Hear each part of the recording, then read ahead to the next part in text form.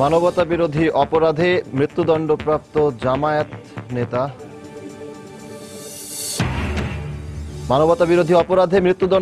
জামায়াত নেতা মীর কাশেম আলীর মামলায় রাষ্ট্রপক্ষের আপিল শুনানি শেষ। আসামি পক্ষের পাল্টা যুক্তি উপস্থাপন শুরু।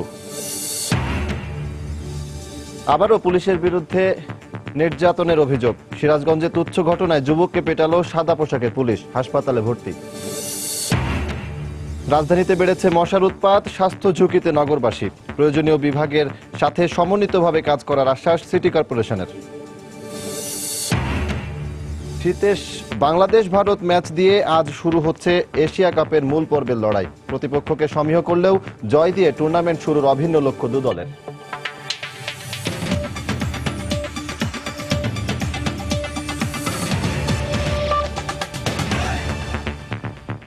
সময় সংবাদের সঙ্গে আছি আমি সজল দাস। রাজধানীতে হঠাৎ করে শুরু হয়েছে শিলাবৃষ্টি। এই মুহূর্তে ফার্মগেট এলাকায় আছেন রিপোর্টার রাশেদ লিবন। আমরা সরাসরি চলে যাচ্ছি সেখানে। রাশেদ, এখন থেকে ঠিক 5 মিনিট আগেও কিন্তু আমি ফার্মগেট এলাকায় দাঁড়িয়ে আছি। ফার্মগেট পুরো এলাকা কিন্তু একদম মেঘে ঢাকা, অন্ধকার আচ্ছন্ন ছিল এবং ঠিক বৃষ্টিটা এখন যেমন দেখছেন তার চেয়ে কয়েক গুণ জোরে বৃষ্টি বর্ষণ হচ্ছিল এবং সেই বর্ষণ আসলে বলতে গেলে মুষলধারে বৃষ্টি হচ্ছিল এবং ঠিক তার আগেই কিন্তু প্রচণ্ড বেগে ঝোড়ো বাতাস হচ্ছিল এবং সেই বাতাসের পর আপনি জানেন রাজধানীর এই ঢাকার রাজপথ কিন্তু প্রচণ্ড ধুলোময় থাকে এবং সেই তার ফলে কিন্তু পুরো এলাকা একদম ধুলোয় আচ্ছন্ন হয়ে গেছিলো এবং আমরা যেমন দেখতেছিলাম হালকা জিনিসপত্র যেগুলো রাস্তায় পড়ে থাকে, যেমন পলিথিনের ছোট ব্যাগ এবং টুকরো কাগজ, এগুলো কিন্তু একদম উপরে উঠতেছিল আর কি, বাতাসের ইয়াতে অনেক উপরে চলে এসেছিল এবং প্রচণ্ড ধুলোতে। আর স্বাভাবিকভাবেই সকালকে রাতে এক পশলা যে বৃষ্টি হয়েছিল যদিও, এবং সকাল থেকে আমরা দেখছিলাম যেমন আকাশ অনেকটা মেঘলা, কিন্তু এই ধরনের হঠাৎ করে এই ধরনের একটি মুষলধারে বৃষ্টির জন্য কিন্তু আসলে রাজধানীবাসী যারা পথচারী বা বিভিন্ন জায়গায় ছিলেন তারা কিন্তু আসলে এই ধরনের একটি বৃষ্টির জন্য তেমন একটা প্রস্তুত ছিল না, যে কারণে আসলে মানুষজন হতবিহ্বল হয়ে পড়েছিল। হঠাৎ করেই একদম খুব অল্প সময়ের মধ্যে মেঘ করে প্রচণ্ড ঝোড়ো বেগে বাতাস সহ এই বৃষ্টিপাতের কারণে, এবং মানুষ আসলে তখন আমরা দেখতেছিলাম যে যার মতো করে একটি ছাউনিতে গিয়ে বা বিভিন্ন জায়গায় গিয়ে আশ্রয় নিয়েছে, কিন্তু তারপর আমরা দেখেছি অনেকেই কিন্তু দিয়েছে। বিশেষ করে এই মুহূর্তে যখন বা 12টা নাগাদ বা 11টা সাড়ে 11টা নাগাদ বেশ কিছু স্কুল কলেজ বা বিশ্ববিদ্যালয়গুলোর ক্লাস শেষ হয়ে যায়, এরা এই ছাত্রছাত্রীরাও আমরা দেখেছি যে তারা কিছুটা হলেও বিপাকে পড়েছিল। এই সামান্য বৃষ্টিতেই কিন্তু অনেকেই ভিজে গেছে। এছাড়া আপনি জানেন যানজটের নগরী আমাদের এই ঢাকা, এই সামান্য বৃষ্টি হলে আর যেহেতু হঠাৎ করে বৃষ্টি হয়েছিল পুরো ট্রাফিক সিস্টেমটাই আমি যেমন দেখেছিলাম বাংলা মোটর, কারওয়ান বাজার থেকে ফার্মগেট পর্যন্ত আসলে পুরো ট্রাফিক পুলিশটা জানেন আপনি, যেমন আমাদের ট্রাফিক ব্যবস্থা কিন্তু পুরোপুরি ম্যানুয়ালি নিয়ন্ত্রিত হয়, যে কারণে ট্রাফিক পুলিশটা এই বৃষ্টিতে যখন তারা হঠাৎ করে এই বৃষ্টির ফলে কিন্তু পুরো ট্রাফিক ব্যবস্থায় আমরা এই পুরো রাস্তাটায় জুড়েই দেখতে পাচ্ছি হঠাৎ করে আকস্মিক, এমনিতে সাধারণভাবে যানজট থাকেই, আকস্মিকভাবে যানজট শুরু হয়ে গেছে। এবং এই মুহূর্তে যখন বৃষ্টিটা খানিকটা কম পড়ছে কিন্তু তারপরেও কিন্তু ঝোড়ো বাতাস শুরু হয়েছে। আমরা জানি যে কালবৈশাখীর সময় এখনো আসেনি, আরও কেবলমাত্র ফাগুন চলছে, ফাগুনের কেবল শুরু, কিন্তু আজকে যে বৃষ্টি এবং ঝোড়ো বাতাসের ধরনটা কিন্তু পুরো কালবৈশাখীর মতোই আমার কাছে মনে হলো। এবং যারা এখানে যারা অন্তত বাইরে ছিলেন রাজধানীতে তারা কিন্তু আসলে পুরোপুরি কালবৈশাখীর মতো একটা ঝড় দেখতে পেয়েছেন এবং হঠাৎ করে এসে পুরো এলাকা, আমি যেটা বলবো ওভাবে যে পরিমাণে বাতাস হচ্ছিল এবং সেই বাতাসে কিন্তু আমি দেখেছি, আমি যেখানে দাঁড়িয়ে আছি এখন ফার্মগেটের মূল পয়েন্ট থেকে একটু আগে, এখানে আমি দেখছিলাম একটি আন্ডার কনস্ট্রাকশন নির্মাণাধীন একটি ভবনে যে টিনের শেড দিয়ে ভবনটি ঘেরাও করা ছিল, সেখান থেকেও আমি দেখেছি বাতাসে বেশ কিছু টিন এসে রাস্তায় এসে আছড়ে পড়েছে। এবং এছাড়া এই যে পরিমাণ বাতাস হচ্ছিল, আমি যেমনটি বলছিলাম যে স্কুল কলেজগামী ছাত্রছাত্রীরা এবং সাধারণ পথচারী যারা আসলে বিভিন্ন কাজে এই সময়টাতে বাইরে থাকেন তারা কিন্তু হঠাৎ করে আতঙ্কিত হয়ে পড়েছিলেন এবং যে যার মতো বিভিন্ন জায়গায় আশ্রয় নিয়েছিলেন, এবং যেহেতু কারোরই পূর্ব প্রস্তুতি ছিল না এই কারণে কিন্তু তারা আসলে অনেকেই ভিজে গেছেন। এই মুহূর্তে আসলে পরিস্থিতি কিছুটা শান্ত হলেও ঝোড়ো বাতাস কিন্তু এখনো অব্যাহত রয়েছে। তবে আপনি জানেন সজল, আজকে এশিয়ার বিশ্বকাপ বলে খ্যাত এই এশিয়া কাপ টি-20 ওয়ার্ল্ড কাপের প্রথম খেলা এবং সে খেলা সন্ধ্যায় শুরু হবে। সে নিয়েও আসলে আমি যখন এখানে দাঁড়িয়েছিলাম, এখানে আসলে কিছু বিশ্ববিদ্যালয়ের ছাত্ররা দাঁড়িয়েছিলেন, তারা কথা বলতেছিলেন যে এই বৃষ্টির ফলে আসলে খেলার ভাগ্য কী ধরনের নির্ধারিত হবে। তবে সব কিছু মিলে আসলে আবহাওয়া অফিস থেকে আসলে যে আবহাওয়া বার্তা দিবে বা এই পরিস্থিতি এই বৃষ্টি বৃষ্টির পরে পরিস্থিতি আসলে পরবর্তী পরিস্থিতি কেমন হবে বা এই দিনে কি অবস্থা হবে সেটি আমরা পরে জানতে পারবো। সজল, এখন মতো এই ছিল আমার কাছে সর্বশেষ। দর্শক, রাজধানীতে হঠাৎ ঝোড়ো হাওয়া ও শিলাবৃষ্টিতে বিপর্যস্ত হয়ে পড়েছে জনজীবন। এ বিষয়ে জানাতে রাজধানীর ফার্মগেট এলাকা থেকে আমাদের সাথে যোগ দিয়েছিলেন সহকর্মী রাশেদ লিমন। চলে যাচ্ছি পরের প্রসঙ্গে। মানবতা বিরোধী অপরাধে মৃত্যুদণ্ডপ্রাপ্ত জামায়াত নেতা মীর কাশেম আলীর আপিল শুনানিতে রাষ্ট্রপক্ষের বক্তব্য শেষ হয়েছে। এই মুহূর্তে পাল্টা যুক্তি উপস্থাপন করছে আসামিপক্ষ। গতকাল রাষ্ট্রপক্ষের যুক্তিতর্ক উপস্থাপন শেষে আজকের মধ্যে মামলার কার্যক্রম শেষ করতে নির্দেশ দেন প্রধান বিচারপতি এস.কে. সিনহার নেতৃত্বে আপিল বিভাগের 5 সদস্যের বেঞ্চ। মানবতা বিরোধী অপরাধের দায়ে 2014 সালের 2রা নভেম্বর আলবদর নেতা মীর কাশেম আলীকে মৃত্যুদণ্ড দেন আন্তর্জাতিক অপরাধ ট্রাইব্যুনাল। এর 4 সপ্তাহ পর খালাস চেয়ে সুপ্রিম কোর্টে আপিল করেন মীর কাশেমের আইনজীবীরা। এর আগে আপিল শুনানিতে ট্রাইব্যুনালের প্রসিকিউশন এবং তদন্ত সংস্থার গাফিলতি নিয়ে অসন্তোষ প্রকাশ করেন আপিল বিভাগ। এদিকে আজ রাষ্ট্রপক্ষের শুনানি শেষে অ্যাটর্নি জেনারেল সাংবাদিকদের জানান, শুনানি শেষে আপিলে মৃত্যুদণ্ড বহাল রাখতে আদালতের কাছে আর্জি জানিয়েছেন তারা। জসিম নামে একজন মুক্তিযোদ্ধাকে হত্যা করা এবং তার মৃতদেহ কর্ণফুলী নদীতে ফেলে দেওয়া, আরেকটি চার্জে যে টুন্টু সেন এবং রঞ্জিত দাস নামে দুজনকে অত্যাচার করে মেরে তাদেরও মৃতদেহ বা ডেড বডি কর্ণফুলী নদীকে ফেলে দেওয়া, এই দুটি অভিযোগে তাকে মৃত্যুদণ্ড দেওয়া হয়েছে। এই মৃত্যু দায় থেকে মীর কাশেম আলী কোনো অব্যাহতি পেতে পারেন না। সম্প্রতি দেশের বিভিন্ন স্থানে পুলিশি হয়রানির ঘটনার রেশ না কাটতেই আবারও পাওয়া গেছে এমন অভিযোগ। তুচ্ছ ঘটনাকে কেন্দ্র করে সিরাজগঞ্জে পুলিশের বিরুদ্ধে এক যুবককে নির্যাতনের অভিযোগ উঠেছে। গতকাল সন্ধ্যায় সিরাজগঞ্জ শহরে বাণিজ্য মেলায় কথা কাটাকাটির জেরে পুলিশের 3 সদস্য তাকে বেধড়ক পিটিয়ে আহত করে বলে অভিযোগ করেন প্রত্যক্ষদর্শীরা। সিরাজগঞ্জ থেকে রিঙ্কু কুণ্ডুর পাঠানো তথ্য ও ছবি নিয়ে ডেস্ক রিপোর্ট। মঙ্গলবার সন্ধ্যায় সিরাজগঞ্জে কৃষি, শিল্প ও বাণিজ্য মেলার গেমস জোনে বেলুন ফোটানোকে কেন্দ্র করে পুলিশের সঙ্গে কথা কাটাকাটি হয় স্থানীয় যুবক হীরার।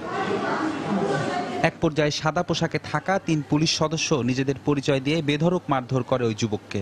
ইট দিয়ে হীরার মাথায় আঘাত করলে গুরুতর আহত হন তিনি। পুরস্কারটা তার ভুল হয়ে গেছে। পুরস্কার মাত্রই তারা ওকে বল, তুই কি গুন্ডা হয়ে গেছিস না নেতা হয়ে গেছিস, আমাদেরকে এই কথা, আমাদেরকে চিনিস আমরা পুলিশ, এই বলে তারা হিট করা শুরু করে। ইট দিয়া ধাপ করে মাথায় গুঁতা মারলো।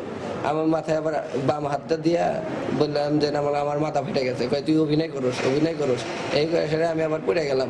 পড়ে দেওয়ার সাথে সাথে আমার আতালে পাতালে নাতি। পুলিশের কাজ তো ওই মেলাটাকে কন্ট্রোল করা, এরকম সাধারণ নাগরিক তো মারার কোনো অধিকার নাই। যুবকের সঙ্গে পুলিশ সদস্যদের হাতাহাতির ঘটনা স্বীকার করে অতিরিক্ত পুলিশ সুপার জানান, এ ঘটনায় প্রয়োজনীয় ব্যবস্থা নেওয়া হবে। বেলুন ফুটানোকে কেন্দ্র করে এখানে কয়েকটা ছেলের সাথে আমাদের পুলিশের কয়েকজন সদস্যের কথা কাটাকাটি এবং এক পর্যায়ে হাতাহাতি হয়েছে এবং একটা ছেলে আহত হয়েছে।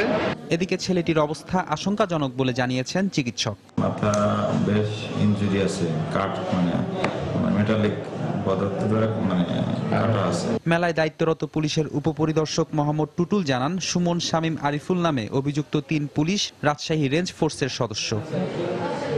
সময় সংবাদ, সিরাজগঞ্জ। রাজধানীতে বেড়েছে মশার উৎপাত। সিটি কর্পোরেশনের পর্যাপ্ত জনবলের অভাব, নিয়মমাফিক মশা নিধন অভিযান না হওয়া সহ নানা কারণে বন্ধ হচ্ছে না মশার বংশবিস্তার। এতে ডেঙ্গুর মতো ভয়াবহ রোগ বিস্তার লাভ না করলেও নানান স্বাস্থ্য ঝুঁকির আশঙ্কার কথা বলছেন চিকিৎসকরা। তবে মশা নিধনে মশক বাহিনীকে কঠোর জবাবদিহিতার পাশাপাশি প্রয়োজনীয় বিভাগের সাথে সমন্বিতভাবে কাজ করার আশ্বাস সিটি কর্পোরেশনের। বিস্তারিত মুজাহিদ শুভর রিপোর্টে। শীতকাল যেতে না যেতেই রাজধানীর বিভিন্ন অঞ্চলে বেড়েছে মশার উৎপাত। দিনের আলোতে মুক্ত আকাশে সুরের ছন্দ তুললেও সন্ধ্যার পর মানুষের স্বাভাবিক কাজকর্মে ব্যাঘাত ঘটাচ্ছে এই ছোট্ট পতঙ্গ। এতে কয়েল, মশারি সহ বাড়তি প্রস্তুতির পাশাপাশি দায়িত্বে অবহেলার কারণে জনসাধারণের অভিযোগের তীর সিটি কর্পোরেশনের দিকে। মশার অত্যাচারে ঘর টিকাই যাচ্ছে না, যতক্ষণ ঘরে থাকি ততক্ষণ কয়েল জ্বালাই থাকতে হয়, আর যদি কয়েল না থাকে বাধ্যতামূলক মশারি টানায় থাকতে হয়। প্রায় 3 বছর যাবত সিটি কর্পোরেশন লোক কখনো আসে না। রোডে ওষুধ দেওয়া যায়, কিন্তু আনাসা কানাসা ঢোকে না। আবার অনেক সময় 2 টাকা 5 টাকা ধরা দিয়ে তাহলে ঘরে দেয় একটু ওষুধ দিয়ে। ঢাকার 2 সিটিতে মশা নিধন খাতে বরাদ্দ রয়েছে 26.5 কোটি টাকা, অথচ পর্যাপ্ত জনবল আর নিয়মিত তদারকির অভাবে এসব ডোবা নালা থেকে বন্ধ হচ্ছে না মশার নিয়মিত বংশবিস্তার। এতে নানা ধরনের স্বাস্থ্য ঝুঁকিতে পড়ছে নগরবাসী। অ্যানোফিলিস মশা যেটা, সেটা ম্যালেরিয়ার বিস্তার ঘটায়। এখন মশার উৎপাত দিনে দিনে বেড়ে যাচ্ছে। মশাবাহিত রোগের প্রকোপ বাড়বে এবং বিশেষ করে ম্যালেরিয়ার সংক্রমণ বাড়তে পারে। মশক নিধন বাহিনীকে জবাবদিহিতার আওতায় আনা, মাঝে মাঝে বিশেষ অভিযানের পাশাপাশি মশা নিধনে সিটি কর্পোরেশনের অন্যান্য বিভাগের সাথে সমন্বিতভাবে কাজ করার আশ্বাস ঢাকা দক্ষিণের প্রধান স্বাস্থ্য কর্মকর্তার। সম্মানিত কাউন্সিলর বৃন্দ আছেন, তাদেরকে অ্যাকাউন্টেবল করেছি। আমাদের যে মশক কর্মীরা যায়, ওখানে একটা রেজিস্টার থাকে এবং ওখানে গিয়ে কাজ করে রেজিস্টারে তাদের নাম এন্ট্রি করে আসে। কখনো কোনো মশক কর্মীকে যদি কোনো অবস্থাতেই পাই যে সে কোনো অন্যায়ের আশ্রয় নিয়েছে, তা আইনানুগ ব্যবস্থা গ্রহণ করে। বর্ষার আগে ডেঙ্গু ছড়িয়ে পড়ার আশঙ্কা খুব কম বলে মত চিকিৎসকদের। তবে মশার উৎপাতে দুর্ভোগ কমাতে জনসচেতনতার পাশাপাশি পরিকল্পিত নগরায়নের দিকেও জোর দিলেন বিশেষজ্ঞরা। মুজাহিদ শুভ, সময় সংবাদ, ঢাকা। চট্টগ্রামে মাদক ব্যবসায়ীদের হামলায় 5 পুলিশ সদস্য আহতের ঘটনায় 4 জনকে আটক করেছে পুলিশ। নগরীর হালি শহর থেকে তাদের আটক করা হয়। পুলিশ জানিয়েছে, গতকাল রাতে শহরের রুঙ্গিপাড়ায় মাদক মামলার ওয়ারেন্টভুক্ত আসামি সোহেলকে গ্রেফতারে তার বাড়িতে অভিযান চালানো হয়। এ সময় সোহেল ও তার সহযোগীরা পুলিশের ওপর হামলা চালায়। এতে 3 এসআই এবং অপর 2 এএসআই আহত হন। এই ঘটনায় গত রাতে ঘটনাস্থল থেকে সোহেল ও তার স্ত্রীকে আটক করে পুলিশ। পরে আজ সকালে তার বাবা ও ভাবিকে আটক করা হয়।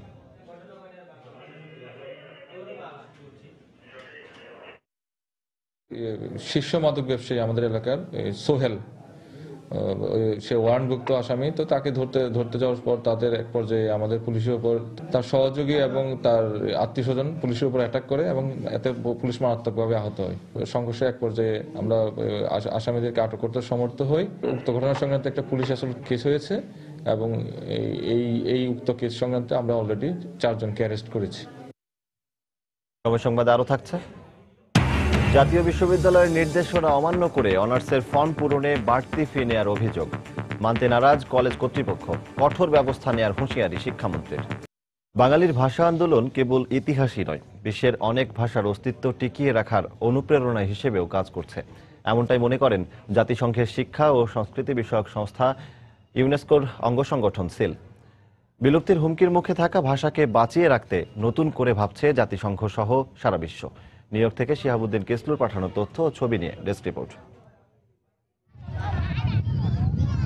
জাতিসংঘের তথ্য অনুযায়ী বিশ্বে 6000-এরও বেশি ভাষা রয়েছে, কিন্তু প্রতি বছর হারিয়ে যাচ্ছে অন্তত 20টি ভাষা। বর্তমানে 3500 এমন ভাষা রয়েছে যেসব ভাষায় কথা বলা মানুষের সংখ্যা মাত্র 10,000, আর 1750টি ভাষা রয়েছে যেসব ভাষায় কথা বলা মানুষের সংখ্যা 1500-এরও কম। আর এ কারণেই ধীরে ধীরে হারিয়ে যাচ্ছে অনেক ভাষা। এ অবস্থায় শতাব্দী শেষে বিশ্বের প্রায় অর্ধেক ভাষা বিলুপ্তি হয়ে যেতে পারে বলে আশঙ্কা ইউনেস্কোর। বিলুপ্তির হুমকিতে থাকা বিভিন্ন জাতিগোষ্ঠীর ভাষা সংরক্ষণে তাই বিশেষ কর্মসূচি হাতে নেওয়ার পরিকল্পনার কথা জানালেন জাতিসংঘের বহুভাষা সংরক্ষণ বিষয়ক আন্ডার সেক্রেটারি। বিলুপ্তি হতে যাওয়া ভাষার প্রচলন কিভাবে ছড়িয়ে দেওয়া যায় সে বিষয়ে আমরা আলোচনা চালিয়ে যাচ্ছি। আর এতে করে সংখ্যালঘু ভাষাভাষীর মানুষের মানবাধিকার সহ অন্যান্য সুযোগ সুবিধা লাভের সম্ভাবনা তৈরি হবে। সেই সঙ্গে অপমৃত্যুর হাত থেকে বাঁচবে বহু ভাষা। ভাষা নিয়ে আজ যত কথাবার্তা তার নেপথ্যে গুরুত্বপূর্ণ অনুপ্রেরণা হিসেবে কাজ করছে বাংলা ভাষার জন্য বহু মানুষের আত্মত্যাগ। বিশ্বের 7ম বৃহত্তম ভাষা বাংলা। এ ভাষায় কথা বলে বিশ্বের প্রায় 23 কোটি মানুষ। বাংলা ভাষার এই বিকাশের মূল শক্তি ও অনুপ্রেরণা বাঙালির মহান ভাষা আন্দোলন। বাংলাদেশের দিকে তাকালেই উপলব্ধি করা যায় মাতৃভাষা সংরক্ষণ একটা জাতির জন্য কতটা গুরুত্বপূর্ণ। মাতৃভাষা দিবস উদযাপনের যেমন তাৎপর্য রয়েছে, তেমনি পৃথিবী থেকে ভাষা যাতে হারিয়ে না যায় সে বিষয়ে যথাযথ উদ্যোগ নিতে হবে। আন্তর্জাতিক ভাষার পাশাপাশি বিভিন্ন স্থানের আঞ্চলিক ভাষাগুলোকে গুরুত্ব দিতে হবে। সেসব ভাষার প্রচলনের ব্যবস্থা করতে হবে। মহান 21শে ফেব্রুয়ারি আন্তর্জাতিক মাতৃভাষার মর্যাদা লাভের মাধ্যমে বিশ্বে বাঙালিদের অবস্থান আরও সুসংগঠিত হয়েছে। শুধু তাই নয়, বিশ্বের বিভিন্ন ভাষা সংরক্ষণে নতুন করে পথ দেখালো তিতুমির আর সূর্য সেনের সংগ্রামী বাঙালি জাতি। ডেস্ক রিপোর্ট, সময় সংবাদ। রাজধানীর সরকারি তিতুমির কলেজের শিক্ষার্থীদের কাছ থেকে অনার্সের ফর্ম পূরণে বাড়তি ফি নেয়ার অভিযোগে সাধারণ শিক্ষার্থীদের মানববন্ধনে হামলা চালিয়েছে ছাত্রলীগ। এ সময় খবর সংগ্রহ করতে গেলে গণমাধ্যম কর্মীদের উপর হামলা চালিয়ে সময় টিভির ক্যামেরা ভাঙচুর করে তারা। সকাল 10টার দিকে সাধারণ শিক্ষার্থীরা মানববন্ধন শুরু করে। জাতীয় বিশ্ববিদ্যালয়ের নির্দেশনা লঙ্ঘন করে কলেজ কর্তৃপক্ষ বাড়তি ফি আদায় করছে অভিযোগ তুলে কয়েকদিন ধরেই মানববন্ধন বিক্ষোভ করছে শিক্ষার্থীরা। সরকারি তিতুমির কলেজের চতুর্থ বর্ষের চূড়ান্ত পরীক্ষার ফর্ম পূরণে বাড়তি ফি আদায়ের প্রতিবাদে তারা এই আন্দোলন করছে। তাদের অভিযোগ, কলেজের অধ্যক্ষ কোনো নিয়মনীতির তোয়াক্কা না করেই অন্য সরকারি কলেজের চেয়ে বাড়তি 1000 টাকা বেশি ফি আদায় করছেন।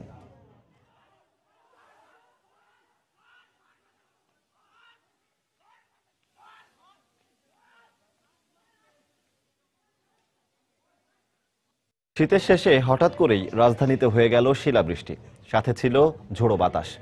অসময়ের এই বৃষ্টিতে কিছুটা দুর্ভোগে পড়লেও তা উপভোগ করেছেন নগরবাসী। রাজধানীর বিভিন্ন অংশ থেকে আমাদের চিত্র সাংবাদিকরা সংগ্রহ করেছেন সেই শিলাবৃষ্টির ছবি। চলুন তার কিছু আমরা দেখে আসি।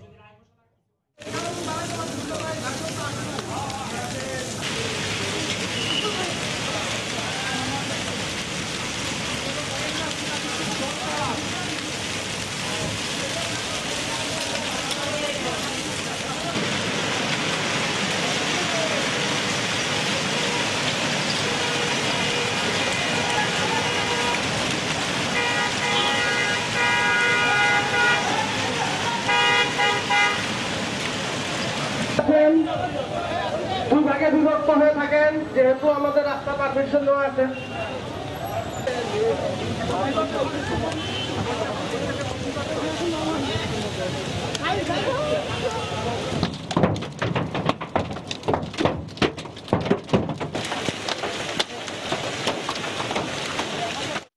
রাজধানীতে কিছুক্ষণ আগে হয়ে যাওয়া শিলাবৃষ্টির কিছু ছবি আমরা দেখছিলাম। গাইবান্ধায় দিন দিন ভয়াবহ আকার ধারণ করছে মাদক সমস্যা। আইনশৃঙ্খলা রক্ষাকারী বাহিনীর সদস্যরা মাদকাসক্তদের বিরুদ্ধে দফায় দফায় অভিযান চালিয়েও নিয়ন্ত্রণে আনতে পারছেন না। জেল থেকে ছাড়া পেয়ে আবারও তারা মাদকের সঙ্গে জড়িয়ে পড়ছেন। সংশ্লিষ্টরা বলছেন, মাদক মুক্ত সমাজ গড়তে মাদকাসক্তদের সংশোধনের কোনো বিকল্প নেই। ওবায়দুল ইসলামের তোলা ছবি নিয়ে বিস্তারিত হেদায়েতুল ইসলাম বাবুর রিপোর্টে। দফায় দফায় নদী ভাঙন, বেকারত্ব সহ নানা কারণে উত্তরের জেলা গাইবান্ধা অভাবী জনপদ হিসেবে পরিচিতি পেলেও এখানে বর্তমানে সবচেয়ে বড় সমস্যা মাদক। মাদক নিয়ন্ত্রণে পুলিশ প্রশাসন সহ সংশ্লিষ্টরা জিরো টলারেন্স নীতি নিয়ে মাঠে নামলেও ফলাফল জিরো। মাদকের বিরুদ্ধে দফায় দফায় অভিযান চালিয়ে মাদকাসক্তদের গ্রেপ্তার করেও কোনো লাভ হচ্ছে না। পুলিশ ও সংশ্লিষ্টরা বলছেন, সামাজিক সচেতনতার পাশাপাশি মাদকাসক্তদের সংশোধনের উদ্যোগ নেওয়া দরকার। ছেলে মেয়েদেরকে বাইরে পাঠায় দিলে এখন ভয় যে ছেলেটা আমার মাদকাসক্ত হলো কিনা। মাদকাসক্তদেরও তো একটা ঠিকানা আছে, কারো না কারো পাশে থাকে তারা। সেই লোকটা যদি একটু সচেতন হয়, তাকে বুঝায়, তাহলেই একমাত্র মাদক নিয়ন্ত্রণ করা সম্ভব। 6টা মাস যদি কারাগারে তাদেরকে কারেকশনের ব্যবস্থা করা হয়, ফিজিক্যাল ফিটনেসের ব্যবস্থা করা হয়, তাহলে বোধহয় জামিন না নিয়ে ওই জায়গা থেকে সে সুস্থ হয়ে ফিরে আসতে পারে সমাজে। কারাবন্দী মাদকাসক্তদের চিকিৎসার মাধ্যমে সংশোধন করা সম্ভব বলে মনে করেন এই চিকিৎসক। যিনি কারা সহকারী সার্জন হিসেবে কাজ করেন, তিনিও কিন্তু কোনো ব্যাপারে বিশেষজ্ঞ কেউ নন। যে কারণে যে চিকিৎসা যেটা দেওয়া হচ্ছে, এটা একটা মোটামুটি গতানুগতিক একটা চিকিৎসা এবং মনোবিজ্ঞানীদের সেখানে কোনো অংশগ্রহণ নেই। বর্তমানে জেলা কারাগারে 784 জন বন্দীর মধ্যে মাদকাসক্ত কারাবন্দীর সংখ্যা 2 শতাধিক। কারাগারে প্রায় প্রতিদিনই যুক্ত হচ্ছে নতুন নতুন মাদকাসক্ত বন্দীর সংখ্যা। মাদকাসক্ত বন্দীদের অন্ধকার জীবন থেকে আলোর জগতে ফিরিয়ে আনতে কারাগারে মাদক নিরাময় কেন্দ্র গড়ে তোলা প্রয়োজন বলে মনে করছেন সংশ্লিষ্টরা। হেদায়েতুল ইসলাম বাবু, সময় সংবাদ, গাইবান্ধা। সময় সংবাদে আরো থাকছে, নোয়াখালী পৌর এলাকার অধিকাংশ সড়কই গর্ত আর খানাখন্দে ভরা। এলাকাবাসীর ভোগান্তি, মেরামতের উদ্যোগ নেই কর্তৃপক্ষের। এবং আবহাওয়া অনুকূলে থাকায় বগুড়ায় আলুর বাম্পার ফলন, দাম ভালো পায় খুশি কৃষক। সংরক্ষণের পর্যাপ্ত ব্যবস্থা করার তাগিদ। চট্টগ্রামে উদ্ধারকৃত অস্ত্র জমা না দিয়ে সরিয়ে ফেলার অভিযোগে নগর গোয়েন্দা পুলিশের সাবেক 2 কর্মকর্তার বিরুদ্ধে চার্জশিট দিয়েছে পুলিশ দুদক। সকালে চিফ মেট্রোপলিটন ম্যাজিস্ট্রেট আদালতে চার্জশিট দাখিল করেন তদন্ত কর্মকর্তা দুদকের উপ সহকারী পরিচালক রইস উদ্দিন আহমেদ।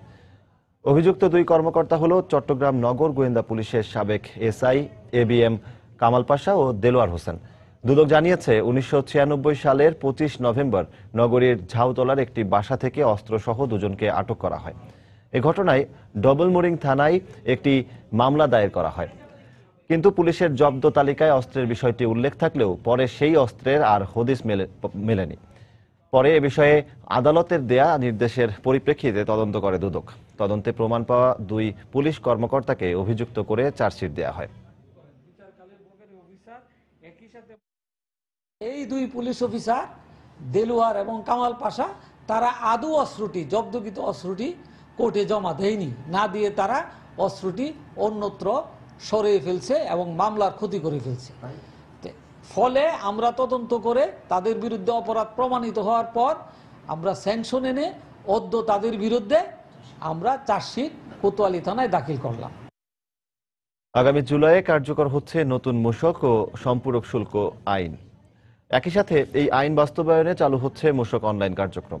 এনবিআর এর মতে এতে করদাতাদের হয়রানি বন্ধের পাশাপাশি ভ্যাট পরিশোধ সহজ ও স্বচ্ছ হবে। নতুন আইনে প্যাকেজ ভ্যাট বাতিল করা হয়েছে, তবে এই সিদ্ধান্তে অসম প্রতিযোগিতা ও দুর্নীতি বাড়বে বলে আশঙ্কা ব্যবসায়ীদের। বিস্তারিত জানাচ্ছেন হাজেরা শিউলি। বর্তমান মূসক আইনে ভ্যাট নিবন্ধন, রিটার্ন দাখিল, ভ্যাট রেয়াত আপিল সহ যাবতীয় কাজের জন্য ব্যবসায়ীদের দৌড়াতে হয় ভ্যাট অফিসে। এতে প্রচুর সময় নষ্ট হওয়ার পাশাপাশি ভোগান্তি নিত্যসঙ্গী। এছাড়া পণ্যের মূল্য অনুমোদন নিয়ে বিরোধে মামলা জটে ভ্যাট আদায় ব্যাহত হয়। এ অবস্থায় ভ্যাট ফাঁকি রোধ এবং ভ্যাট প্রদান সহজ ও স্বচ্ছ করতে 1 জুলাই থেকে কার্যকর হচ্ছে নতুন মূসক আইন। ডিজিটাল ব্যবস্থাপনা কাঠামো গড়ে তোলা হচ্ছে। কিছু কিছু আইনগত সংশোধনী প্রয়োজন ছিল, সেটা আমরা করেছি। সহকর্মীদেরকে প্রশিক্ষিত করেছি। জুলাই থেকে আমরা অনলাইন পদ্ধতিতে ভ্যাট সংগ্রহ করতে পারি। প্রকল্প পরিচালক জানান, নতুন আইনে অনলাইনে সব ধরনের মূসক সেবা দেয়া হবে, তবে বাতিল করা হয়েছে প্যাকেজ ভ্যাট সুবিধা।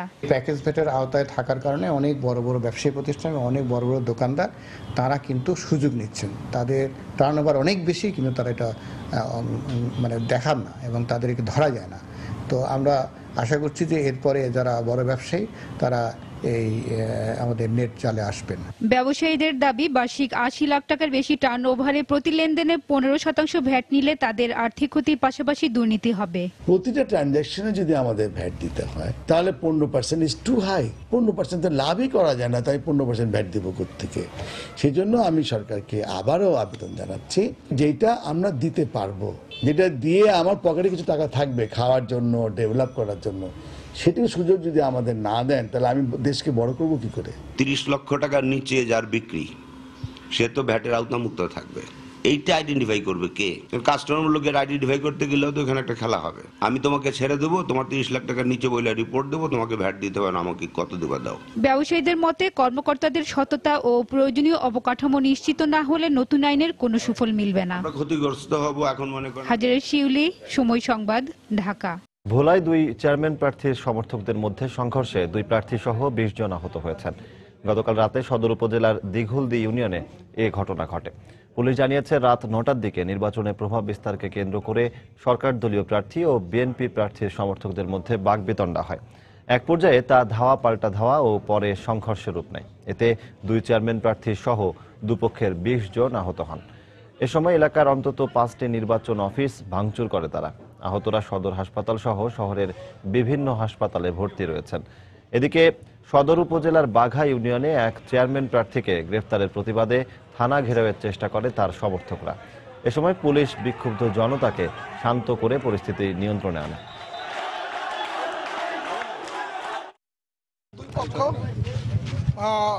অফিস ভাঙচুর করছে, মারামারি করছে, বাট আমাদের কাছে এখন পর্যন্ত কোনো লিখিত কমপ্লেন কোনো পক্ষে দায়ের করে নাই।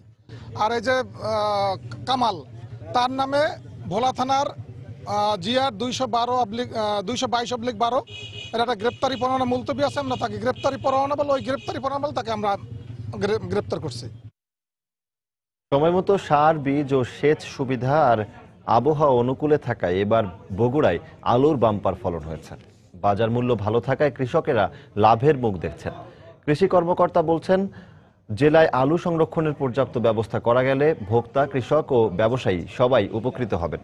রবিউল ইসলামের ছবি নিয়ে মাজিদুর রহমানের রিপোর্ট। বগুড়া জেলার শিবগঞ্জ, কাহালু, নন্দীগ্রাম উপজেলার যেদিকে চোখ যায় সেদিকে শুধু আলুর ক্ষেত আর আলু তোলার ব্যস্ততা। ক্ষেত, বাড়ি আর রাস্তার দুধারে শুধু আলু আর আলু। এবার আলু ভালো ফলন ও দাম ভালো পাওয়ায় খুশি আলু চাষিরা। এবছরে আমি 25 শতক জমিতে ফাটাবাখি আলু লাগাইছি, ফলন মোটামুটি ভালো। আমরা এবার আলুর দাম ভালোই পাচ্ছি। কিছুদিন যদি এরকম আলুর দাম থাকে তাহলে আমরা লাভবান হতে পারি। 1 বিঘা মাটিতে 10,000-এর ঊর্ধ্বে লাভ হয়েছে। এবং খরচাও কম, ফলনও বেশি। কেনা দামের উপর লাভ ভালো হয়, আলুর বাজার নিয়ে সন্তুষ্ট ব্যবসায়ীরাও। রোমানা আলু কেনা হলো 300, 280 থেকে 380 পর্যন্ত পাইকারি আলু, আমদানি বেশি, এবারে ভালো, দামও ভালো। কৃষক মোটামুটি ভালোই দাম পাচ্ছে, আপনার 8 টাকা 9 টাকা কেজি দাম পাচ্ছে, মোটামুটি কৃষকের আর কি লস নাই। গত বছরের থেকে এই বছরে একটু দাম বেশি।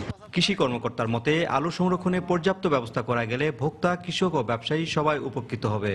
যদি আরও বেশি কোল্ড স্টোরেজ তৈরি করা যায় তাহলে আমার মনে হয় এই আলু সংরক্ষণ করা যাবে এবং সংরক্ষণের এক পর্যায়ে এটা মানুষের কাছে আসবে। কৃষি বিভাগের তথ্য মতে দেশের দ্বিতীয় বৃহত্তম আলু উৎপাদনকারী জেলা বগুড়ায় এবার 62,500 হেক্টর জমিতে 14 লাখ মেট্রিক টন আলু হয়েছে। এখানে 33টি কোল্ড স্টোরেজে 2 লাখ মেট্রিক টন আলু সংরক্ষণের ব্যবস্থা রয়েছে। মাজেদুর রহমান, সময় সংবাদ, বগুড়া। পয়লা ফাল্গুন, ভ্যালেন্টাইন্স ডে ও 21শে ফেব্রুয়ারিতে যশোরের গদখালির চাষিরা প্রায় 17 কোটি টাকার ফুল বিক্রি করেছেন। এ ফুল দিয়ে সারা দেশে ব্যবসা হয়েছে প্রায় 50 কোটি টাকা। ফুল গ্রামীণ অর্থনীতিতে অবদান রাখছে উল্লেখ করে এ খাতকে এগিয়ে নিতে সরকারি পৃষ্ঠপোষকতার দাবি জানিয়েছেন সংশ্লিষ্টরা। জুয়েল মৃধার তথ্য ও ছবি নিয়ে ডেস্ক রিপোর্ট। 1982 সালে যশোরের ঝিকরগাছা উপজেলার গদখালিতে প্রথম বাণিজ্যিকভাবে ফুল চাষ শুরু করেন শের আলী। ধান পাটের থেকে বেশি লাভ হওয়ায় তার দেখা দেখি অন্যরাও শুরু করেন ফুল চাষ। বর্তমানে গদখালি ও পানিসারা ইউনিয়ন সহ বেশ কয়েকটি ইউনিয়নে মাঠের পর মাঠে বাণিজ্যিকভাবে উৎপাদিত হচ্ছে রজনীগন্ধা, গোলাপ, জারবেরা সহ 11 ধরনের ফুল। ফুলটা একটা লাভজনক ব্যবসা, তার জন্য এই জনগণ এরপরে ঝুঁকে পড়েছে চাষিরা। তো আমাদের এখানে একটা ফুলের মার্কেটও হচ্ছে। ছেলের সর্দার বলে একজন লোক আছে, ই নিয়ে প্রথম নিয়ে আসে এই জায়গায়, আনার পরে আমার সেখান থেকে শিখে আমরা নিজের করেছি। গদখালির চাষিরা মূলত জানুয়ারি ও ফেব্রুয়ারি মাসের 3-4টি দিনকে সামনে রেখেই ফুলের চাষ করেন।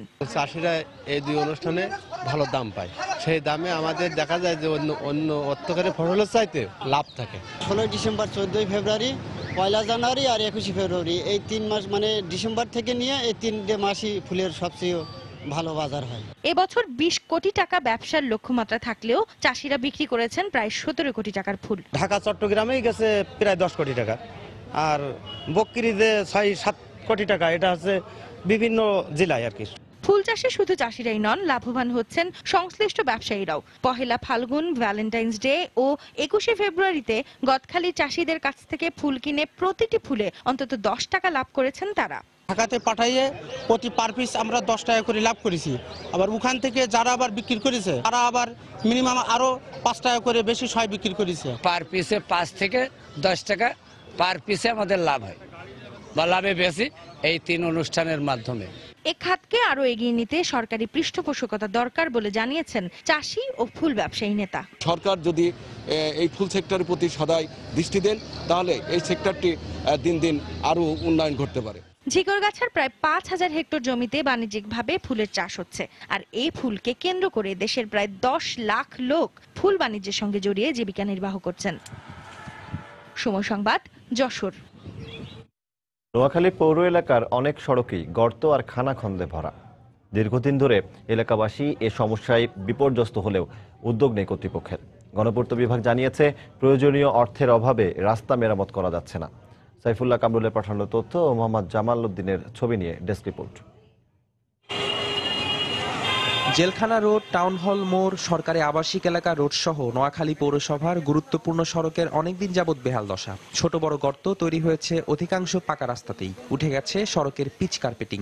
এই অবস্থায় এলাকাবাসী দীর্ঘদিন ধরে দাবি জানিয়ে আসছে রাস্তাগুলো দ্রুত মেরামতের, কিন্তু বছরের পর বছর যাচ্ছে আর বাড়ছে পৌরবাসীর দুর্ভোগ। আবাসিক এলাকার পাশাপাশি শহরে আরো অনেক গুরুত্বপূর্ণ রাস্তাগুলোর অবস্থা খুবই খারাপ। এই পৌর এলাকার বেশ কিছু রাস্তা গণপূর্ত বিভাগের অধীন। এই রাস্তাগুলো যুগের পর যুগ আজকে সংস্কারবিহীন অবস্থায় আছে। আমরা নাগরিক হিসেবে চাই যে সব সড়কগুলো যাতে সবসময় জনগণের চলাচল উপযোগী থাকে। সমস্যার কথা স্বীকার করে পৌর মেয়র জানান, গণপূর্ত বিভাগের অধীনে যেসব সড়ক সেগুলো পৌরসভা মেরামতের এখতিয়ার রাখে না। আমরা এখানে স্থানীয় নেতৃবৃন্দকে এবং গণপূর্তকে বলেছি এই রাস্তাগুলো সংস্কার করার জন্য, কেন কি কারণে হচ্ছে সেটা আমরা জানি না। অবশ্য গণপূর্ত বিভাগের এই কর্মকর্তা জানালেন, সড়ক মেরামতের জন্য প্রয়োজনীয় পদক্ষেপ নেওয়া হচ্ছে। রাস্তাগুলো মেরামত এবং সংরক্ষণের জন্য আমরা প্রাক্কলন তৈরি করে অর্থ বরাদ্দের জন্য পাঠিয়েছি। অর্থ বরাদ্দ পাওয়া গেলে এই রাস্তাগুলো আমরা মেরামত করব ইনশাল্লাহ। 9টি ওয়ার্ড নিয়ে গঠিত নোয়াখালী পৌরসভায় 225 কিলোমিটার পাকা রাস্তা রয়েছে। এর মধ্যে শহরের প্রাণকেন্দ্রে অবস্থিত 10 কিলোমিটার রাস্তা চলাচলের অনুপযোগী হয়ে পড়েছে। সময় সংবাদ, নোয়াখালী। দেশের বাইরের খবর। নেপালের পোখারা থেকে জমসম যাওয়ার পথে নিখোঁজ বিমানটি মিয়াগদিতে বিধ্বস্ত হয়ে থাকতে পারে বলে ধারণা করছে পুলিশ। এরই মধ্যে পুলিশের একটি বিশেষ দল মিয়াগদি সীমান্তের দিকে রওনা দিয়েছে বলে জানা গেছে। নিখোঁজ হওয়ার সময় বিমানটিতে 20 জন যাত্রী ও 3 জন ক্রু ছিল বলে জানায় গণমাধ্যম।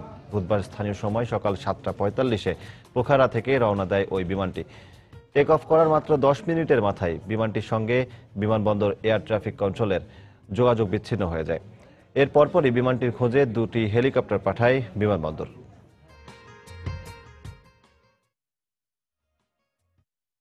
সিরিয়ায় চলমান সংঘাত নিরসনে যুক্তরাষ্ট্র এবং রাশিয়ার ঘোষণা করা যুদ্ধবিরতির সব শর্ত মেনে নিয়েছে দেশটির সরকার এবং প্রধান বিরোধী জোট।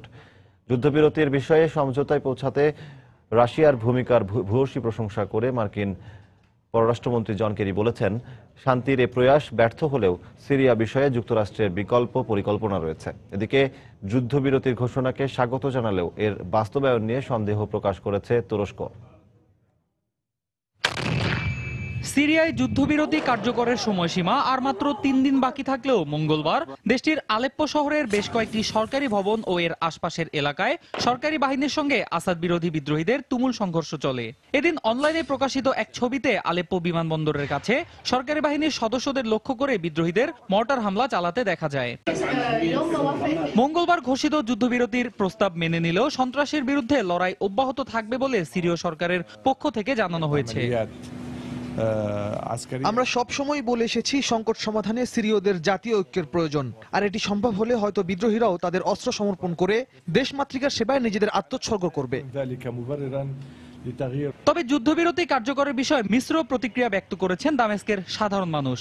অনেকেই এটি বাস্তবায়নের বিষয়ে আশাবাদ ব্যক্ত করলেও আইএস সহ অন্যান্য জঙ্গি গোষ্ঠীগুলোর ওপর এই যুদ্ধবিরতির বাধ্যবাধকতা প্রযোজ্য না হওয়ায় এর সফলতা নিয়ে আশঙ্কা প্রকাশ করেছেন কেউ কেউ।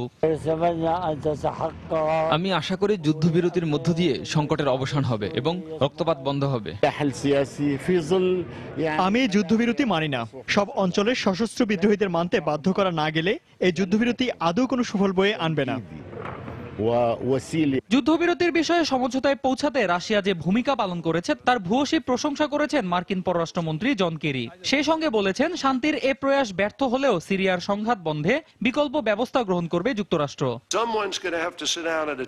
সংকট সমাধানে এই মুহূর্তে রাজনৈতিক সমঝোতার খুব প্রয়োজন, আর দ্রুত এটা করা না গেলে হয়তো পুরো সিরিয়াকে একটি দেশ হিসেবে রক্ষা করা সম্ভব হবে না। এদিকে সিরিয়ায় যুদ্ধবিরতিকে স্বাগত জানালেও এর বাস্তবায়ন নিয়ে আশঙ্কা প্রকাশ করেছে তুরস্ক। সেই সঙ্গে দেশটিতে কুর্দিদের বিরুদ্ধে অভিযান অব্যাহত রাখারও ঘোষণা দেন তুর্কি উপপ্রধানমন্ত্রী নোমান কুর্তুলমুস। অন্য কর্মকার, সময় সংবাদ।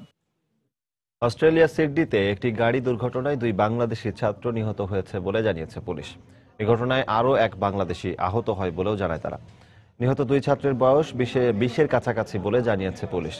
সিডনি পুলিশ সুপারের বরাত দিয়ে এবিসি নিউজ জানিয়েছে, দক্ষিণাঞ্চলীয় বেলমোরের ক্যান্টারবুরি সড়কে দ্রুত গতিতে চলার সময় একটি বিদ্যুতের খুঁটিতে সজোরে ধাক্কা খেয়ে দুমড়ে মুচড়ে যায় তাদের গাড়িটি। এ সময় ওই সড়কে আরও 2টি গাড়ি এমন দ্রুত গতিতে চলছিল। পুলিশ ধারণা করছে নিজেদের মধ্যে প্রতিযোগিতা করতে দুর্ঘটনার কবলে পড়ে গাড়িটি। ঘটনাস্থলেই নিহত হয় একজন। আহত 2 জনকে হাসপাতালে নেয়ার পর আরও একজনের মৃত্যু হয়।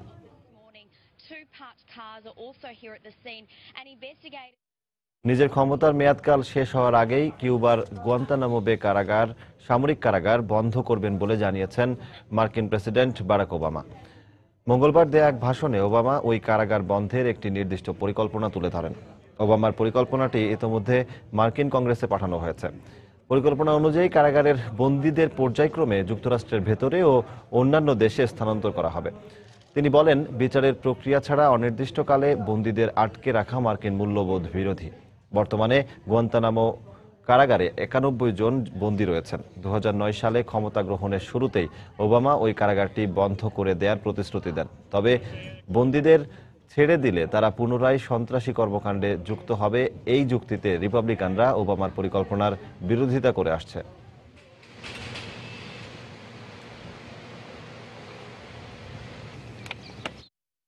খেলার খবর, এশিয়া কাপ মূল পর্বের প্রথম ম্যাচে আজ 5 বারের চ্যাম্পিয়ন ভারতের মুখোমুখি হবে বাংলাদেশ।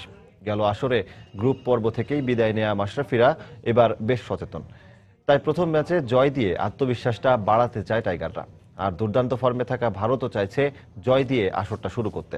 মিরপুর শেরেবাংলা স্টেডিয়ামে দু দলের ম্যাচটি শুরু হবে বাংলাদেশ সময় সন্ধ্যা 7:30টায়।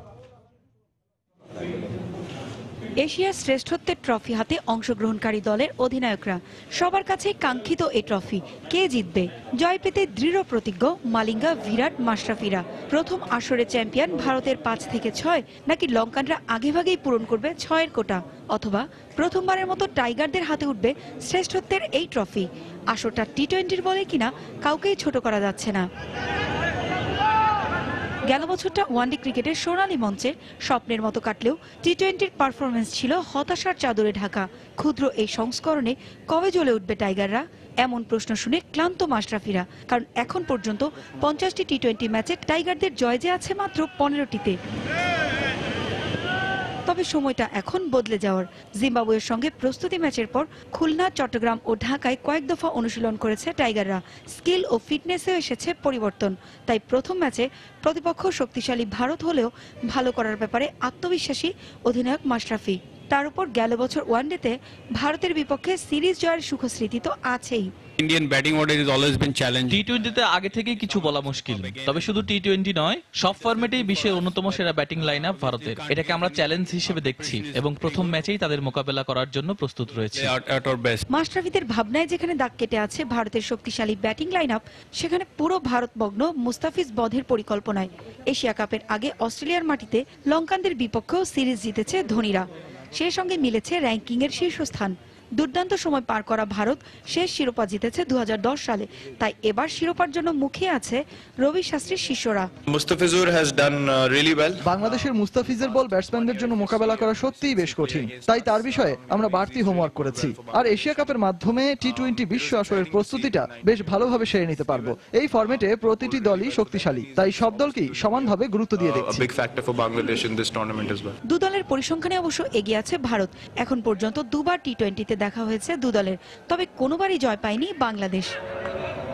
2012 সালের ফাইনালে স্বপ্নের খুব কাছে গিয়েও পাকিস্তানের কাছে হেরে স্বপ্নভঙ্গের বেদনা সঙ্গী হয়েছিল বাংলাদেশের।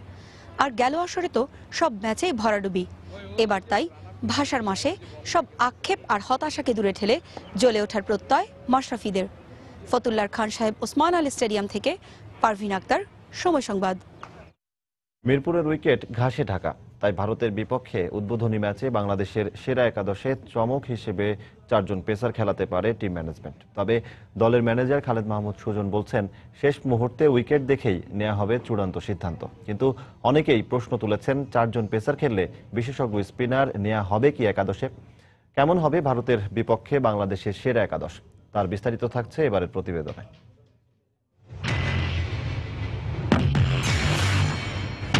প্রতিপক্ষ ভারত বলেই আলাদা রোমাঞ্চ আর উত্তেজনার বারুদ জমিয়ে খুশি আছে ক্রিকেট পিয়াসীরা। প্রস্তুত মঞ্চ, প্রস্তুত ক্রিকেট যোদ্ধারাও। তবে কারা বাংলাদেশের ওরা 11 জন? কাদের সুযোগ মিলবে যুদ্ধের ময়দানে?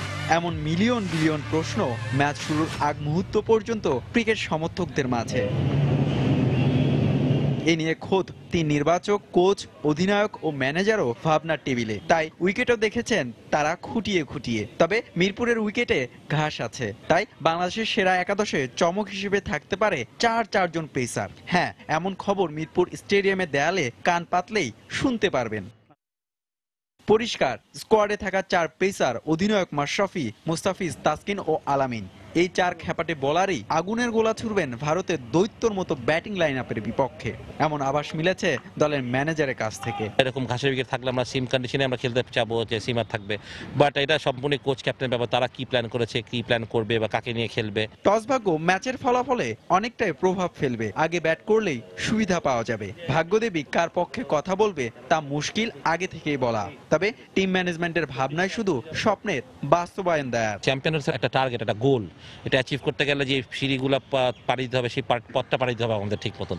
তো পথটা পাড়ি দিলে আমি মনে করি যে অবাস্তব কিছুই নাই আসলে। অন্যদিকে বাতাসে খবর উড়ে বেড়াচ্ছে ভারত দলও বাংলাদেশের বিপক্ষে 4 জন পেসার নিয়ে মাঠে নামতে পারে। এছাড়াও একজন বিশেষজ্ঞ স্পিনার ও বাকি 6 জন ব্যাটসম্যান, এমনটাই হতে পারে ধোনির দল। হুমায়ুন কবির রোজ, সময় সংবাদ, ঢাকা। এই পর্যায়ে শীর্ষ সংবাদ জানিয়ে দিচ্ছি আরেকবার।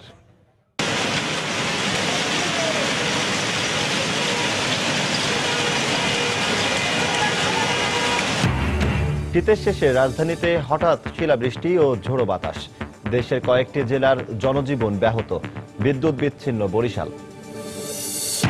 বাড়তি ফি নেয়ার প্রতিবাদে রাজধানীর তিতুমির কলেজে শিক্ষার্থীদের মানববন্ধনে ছাত্রলীগের হামলা, সময় সংবাদের চিত্র সাংবাদিক আহত, ক্যামেরা ভাঙচুর।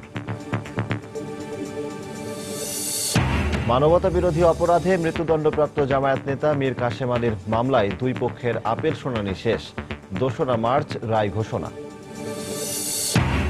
রাজধানীতে বেড়েছে মশার উৎপাত, স্বাস্থ্য ঝুঁকিতে নগরবাসী, প্রয়োজনীয় বিভাগের সাথে সমন্বিতভাবে কাজ করার আশ্বাস সিটি কর্পোরেশনের। এবং বাংলাদেশ ভারত ম্যাচ দিয়ে আজ শুরু হচ্ছে এশিয়া কাপের মূল পর্বের লড়াই, প্রতিপক্ষকে সমীহ করলেও জয় দিয়ে টুর্নামেন্ট শুরুর অভিন্ন লক্ষ্য দুদলের। এই ছিল এখনকার মতো। যে কোনো খবর পেতে ভিজিট করুন সময়নিউজ.tv। যে কোনো বাংলা লিংক, রবি ও সিটিসেল নম্বর থেকে সময় সংবাদের খবর, অনুষ্ঠান সম্পর্কে জানতে এবং যে কোনো তথ্য সময় সংবাদকে জানাতে ডায়াল করুন 16242 নম্বরে। এছাড়া এই মাত্র পাওয়া খবর আপনার মোবাইলে পেতে SMS করুন *SN লিখে পাঠিয়ে দিন 16242 নম্বরে। সঙ্গে থাকুন সময়ের।